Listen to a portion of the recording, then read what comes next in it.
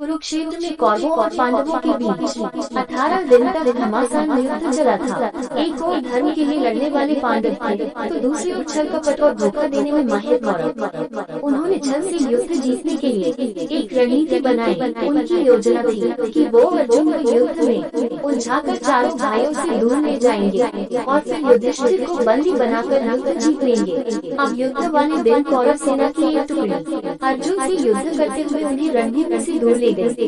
वहीं गुरु द्रोणाचार्य ने युधिष्ठिर को बंदी बनाने के लिए चक्रव्यूह की रचना की, जबकि पांडवों में सिर्फ अर्जुन को पता था कि चक्रव्यूह को कैसे तोड़ना है।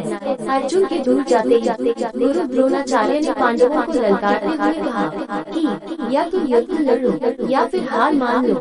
युद्ध के नियम के अनुसार युद्ध लड़ना जरूरी था। यदि युद्ध न करते तो भी हार जाते और युद्ध करते तो भी हार निश्चित थी। अब धर्मराज युधिष्ठिर को कुछ सूझ नहीं रहा था कि क्या करे और क्या न। उसी समय धर्मराज युधिष्ठिर के सामने एक युवक खड़ा हुआ और कहा, काका श्री, मुझे चक्रव्यूह को तोड़ने और युद्ध करने का आशीर्वाद दीजिए। ये युवक कोई और नहीं बल्कि अर्जुन का पुत्र अभिमन्यु था। अभिमन्यु अभी मात्र 16 वर्ष का ही था, लेकिन सभी जानते थे कि वो युद्ध कौशल में अपने पिता के जैसा ही निपुण है। युधिष्ठिर ने अभिमन्यु को मना किया, लेकिन अभिमन्यु नहीं माना और उसने कहा, मुझे चक्रव्यूह तोड़ना आता है। जब मैं अपनी माँ के गर्भ में था तो पिता ने माँ को चक्रव्यूह तोड़ने का तरीका बताया था। बस तभी मैंने इसे सीख लिया था। मैं आगे रहूंगा और आप सब मेरे पीछे पीछे आइए। हार मानकर युधिष्ठिर ने अभिमन्यु की बात मान ली और सभी युद्ध के लिए तैयार हो गए। सबसे आगे अभिमन्यु था और बाकी सब उसके पीछे। अभिमन्यु को रण क्षेत्र में देखकर कौरव मजाक उड़ाने लगे कि यह छोटा बालक क्या युद्ध करेगा।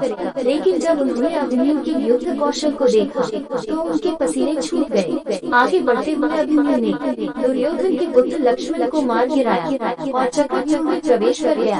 उसके चक्रव्यूह में प्रवेश करते ही सिंधु के राजा जयद्रथ ने चक्रव्यूह का द्वार बंद कर दिया ताकि चारों भाई चक्रव्यूह में प्रवेश न कर पाए। अभिमन्यु आगे बढ़ता जा रहा था। उसने एक एक करके सभी योद्धाओं को हरा दिया, जिनमें स्वयं दुर्योधन, कर्ण और गुरु द्रोण भी शामिल थे। किसी को कोई उपाय समझ नहीं आ रहा था। तभी कौरवों के सभी महारथियों ने एक साथ मिलकर अभिमन्यु पर हमला कर दिया। किसी ने उसका धनुष तोड़ दिया तो किसी ने रथ। इसके बावजूद अभिमन्यु नहीं रुका। उसने रथ का पहिया उठाकर युद्ध करना शुरू कर दिया। बड़े बड़े महारथियों के साथ वीर अभिमन्यु अकेला लड़ता रहा, लेकिन वह अकेला कब तक लड़ता। अंत में सभी ने मिलकर उसकी हत्या कर दी और अभिमन्यु वीर गति को प्राप्त हुआ। अभिमन्यु की मृत्यु के बाद अर्जुन ने प्रतिज्ञा ली कि वह अगले दिन युद्ध में जयद्रथ का वध कर देगा। आज शूरवीर अभिमन्यु का नाम कर्ण और अर्जुन से भी पहले सम्मान के साथ लिया जाता है।